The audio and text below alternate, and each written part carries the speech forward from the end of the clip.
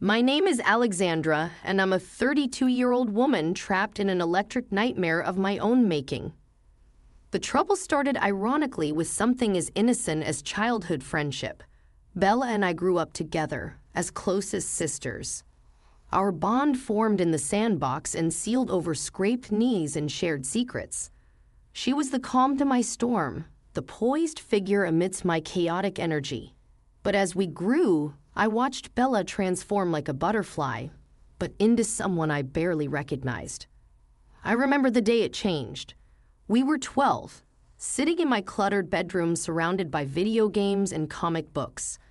Bella, twirling a lock of her hair, said, "Alex, do you ever think about being popular, like being one of those girls everyone admires?"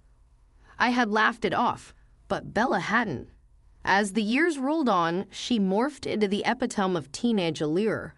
Her smile could stop boys mid-sentence, and her laugh became a siren song in the hallways of our high school. She was worshipped, and with that worship, she changed. The sweet girl I knew was replaced by someone who saw friendship as a ladder to climb, each rung a step further away from me. But even as we drifted apart, she never turned her venom on me.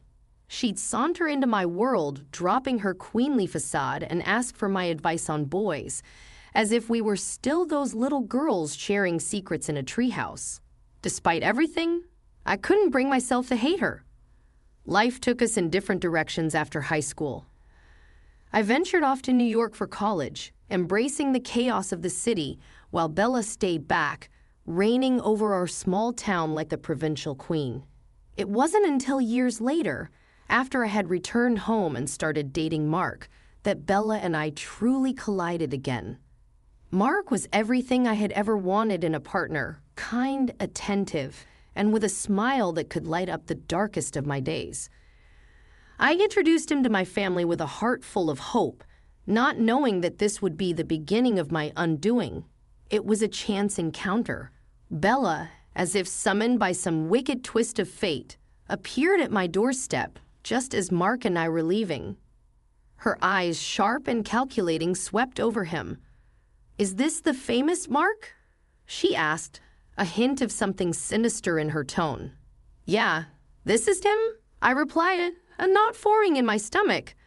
Bella's gaze lingered on Mark a moment too long before she flashed a predatory smile. "Well, are you going to introduce me properly, Alex?" The unease that had started as a mere flutter in my heart grew into a storm as I watched Bella weave her web around Mark. She was a master at this game, her words honeyed, and her laughs perfectly timed. Mark, bless him, was oblivious to the danger. He was just being polite, but to Bella, politeness was an invitation. A few days later, I arranged for the three of us to meet at a cafe, thinking it would put my mind at ease. How wrong I was. As Mark excused himself to the restroom, Bella leaned in, her voice a conspiratorial whisper. "Alex, I have to tell you something. I think I'm falling for Mark." I stared at her, the words not quite making sense. "What are you talking about, Bella?" Her eyes, dark and serious, met mine. "I can't help it. He's just so perfect." It felt like a slap in the face, a betrayal wrapped in velvet. I wanted to scream to call her out, but the fear of losing Mark silenced me. I forced a smile, a mask to hide the crumbling world inside me. "Stop joking, Bella. That's not funny." She laughed, a sound that was once comfort, now a harbinger of my impending heartache. "Relax, Alex. I'm not going to steal your boyfriend. It's just a little crush." But as I sat there watching her watch him, I knew it was more than a crush. Bella didn't do things by halves. She was a storm, and she was about to break everything in her path. The cafe was bustling with the usual morning crowd, a cacophony of clinking cups and casual chatter. Mark, Bella, and I found a quiet corner. I could feel the weight of Bella's gaze, heavy and unsettling, as she studied Mark with an intensity that made my skin crawl. "So, Mark, Alex tells me you're a doctor. That must be fascinating," Bella began, her voice dripping with faint innocence. Mark, ever the humble, nodded. "It has its moments, but it's just a job at the end of the day. Bella's laugh was a melody designed to ensnare. Just a job. Saving lives sounds more like a superhero's work to me. I watched, a silent spectator in a play I never wanted to attend. Mark was oblivious to the undercurrents, responding with polite but disinterested answers. But Bella, she was relentless. Each word, each gesture, was a calculated move in her game of seduction as the conversation drifted. I felt an increasing sense of isolation. It was as if I were a ghost at my own table, unseen and unheard. When Mark excused himself, Bella turned to me, her mask slipping slightly. "Alex, aren't you worried?" she asked, her eyes narrowing. "Worried about what?" I replied, trying to keep my voice steady. Bella leaned in, her voice a venomous whisper. "That someone might take him away from you. Someone like me." The raw honesty in her words struck me. This was no joke or playful banter. "Bella, what has gotten into you?" "He's my boyfriend," I said, my voice tinged with disbelief and hurt. She shrugged, a predator confident in her prowess. "I can't help who I fall for, Alex. And let's be honest, you and Mark? I give it 6 months. I wanted to lash out, to scream at her for her betrayal, but the words died in my throat. Instead, I sat there paralyzed by the realization that the childhood friend I once knew was long gone. Mark returned, oblivious to the tension. As we left the cafe, Bella's parting words were a knife in my back. "Let's do this again soon. I'd love to get to know Mark better." The ride home was a silent one. Mark, unaware of the storm brewing, chatted about mundane things. But my mind was elsewhere, trapped in a whirlpool of betrayal and fear. That night, as I lay in bed staring at the ceiling, I made a decision. Bella had thrown down the gauntlet, and I wasn't going to let her walk away unscathed. She wanted a war. She would get one. But unlike her, I would play the long game. I would wait, watch, and when the time was right, I would strike. Bella may have been the queen of manipulation, but I had a few tricks up my sleeve too. In the quiet darkness of my room, a plan began to take shape, a plan that would bring Bella's world crashing down around her. It was a dangerous path, one that could destroy everything I held dear. But I was past the point of no return. Bella had made this personal, and I was going to make sure she regretted it. The days that followed were a blur of unease and suspicion. Mark, caught up in his work, remained blissfully unaware of the storm brewing just beneath the surface. Bella, on the other hand, seemed to be everywhere, a constant looming presence in my life. It was a crisp autumn afternoon when my fears were confirmed. Walking down the familiar streets of our town, I saw them. Bella and Mark, strolling together, lost in conversation. They looked comfortable, too comfortable with each other. My heart pounded against my chest as I approached them. "Mark, Bella," I called out, my voice shaking. They turned, surprise etched on their faces. Mark's expression changed to one of concern as he saw my distress. "Alexandra, what's wrong?" he asked, stepping towards me. "Why are you two together?" The words tumbled out, a mix of accusation and disbelief. Bella's face was a mask of faint. The high school reunion was supposed to be a night of nostalgia, a chance to relive the carefree days of youth. Instead, it became a battleground the moment I entered the decorated gymnasium. I knew I had walked into enemy territory. There she was, Bella, holding court in the center of the room, radiant and confident, basking in the admiration of our former classmates. The sight of her stirred a whirlwind of emotions within me: anger, betrayal, and a burning desire for retribution. I tried to keep a low profile, sticking to the fringes, but fate had other plans. "Hey, Alexandra, over here. Come sit with us," called out an old classmate, waving enthusiastically. Before I could decline, I was swept up in a tide of people and deposited right next to Bella. Her smile was a masterclass in duplicity. "Alexandra, darling, it's been too long," she said, her eyes glinting with unspoken triumph. I forced a smile, keeping my voice even. Yes, Bella, it's been a while. The evening wore on, a parade of small talk and reminiscing. Bella played the part of the beloved high school idol flawlessly, her every word and gesture seemingly perfect. But I knew better. Beneath that polished exterior was the heart of a viper. As the conversation shifted to life updates, I braced myself. So, Alexandra, what's new with you? Still with Mark? Bella asked, her voice honeyed with false concern.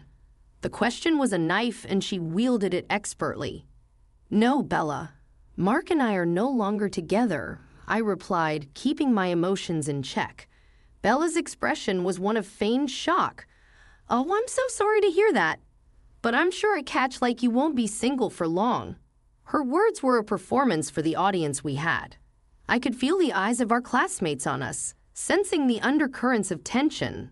I'm focusing on myself right now, Bella.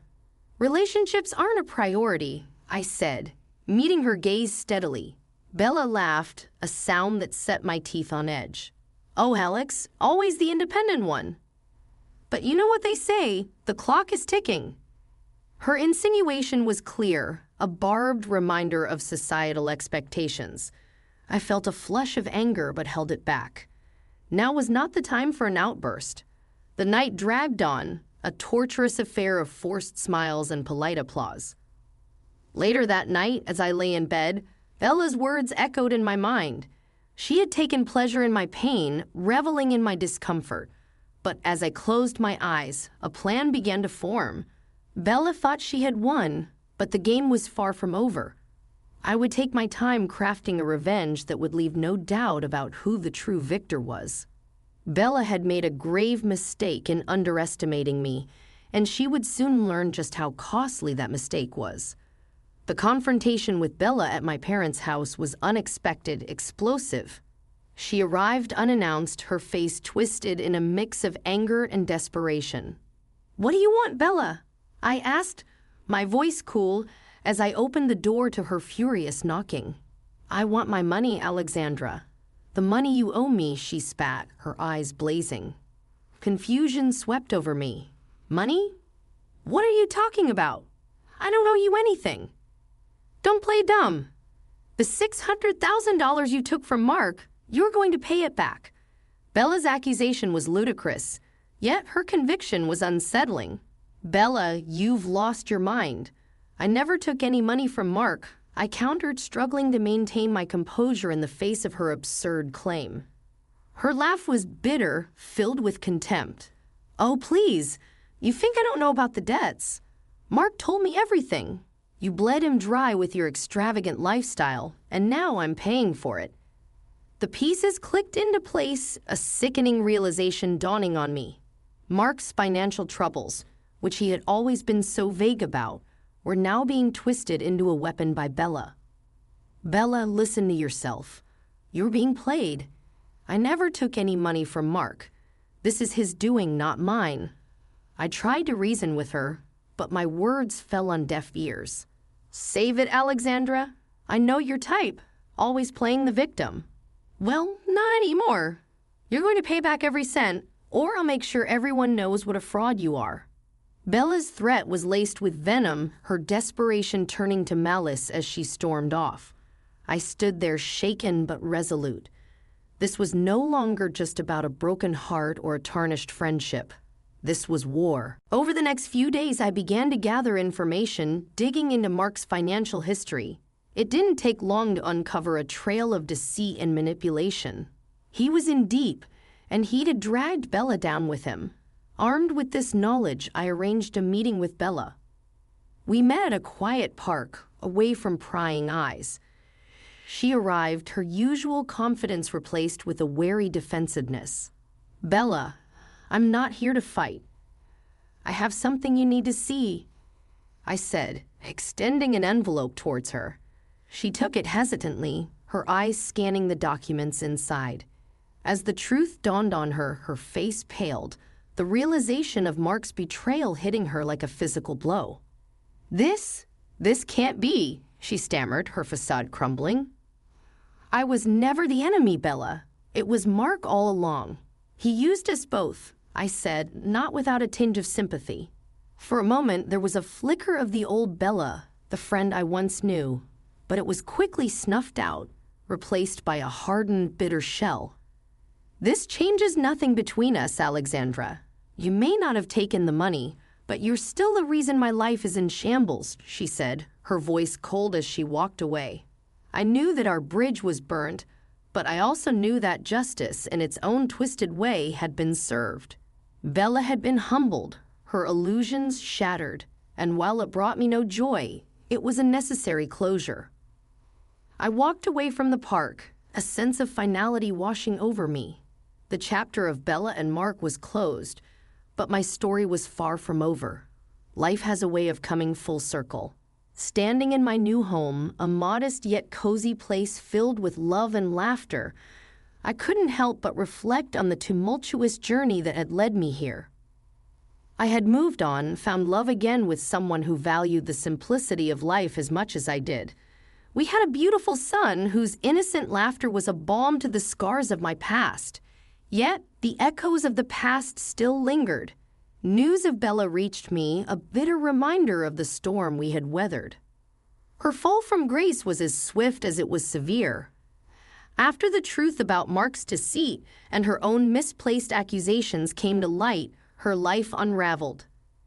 The queen bee of our small town had lost her sting, her followers dissipating as quickly as they had gathered. I heard she moved into a small, rundown apartment, a far cry from the lavish lifestyle she once boasted. Her dreams of a grand wedding and a life of luxury with Mark had crumbled to dust, leaving her with a harsh dose of reality. I didn't take pleasure in her downfall. There was no satisfaction in seeing the once mighty Bella reduced to a shadow of her former self. If anything, it was a somber reminder of how fragile our perceptions of happiness can be. "Mommy, look!" My son's voice pulled me from my reverie, his small hands tugging at my skirt. In his hands, he held a drawing, a crude depiction of our family. It was us, him, me, and my partner, all smiles and stick figures. "It's beautiful, honey," I said, scooping him into my arms. His laughter filled the room, a sound so pure and full of life. As I put him to bed that night, I realized that this was what true happiness looked like. It wasn't about status, money, or revenge. It was about the simple moments, the ones that often go unnoticed. Lying in bed, I thought about Bella one last time. Our friendship, once a source of comfort and joy, had become a battlefield of envy and betrayal. But it had also taught me valuable lessons about trust, resilience, and the power of letting go. I hoped in time Bella would find her own path to redemption. Perhaps one day she would understand that the ordinary life she once scorned was, in fact, a life filled with extraordinary moments. As I drifted off to sleep, I made a silent wish for her, a wish for peace, for growth, and for the wisdom to see the beauty in life's simplicity. The story of Bella and me was over, but our story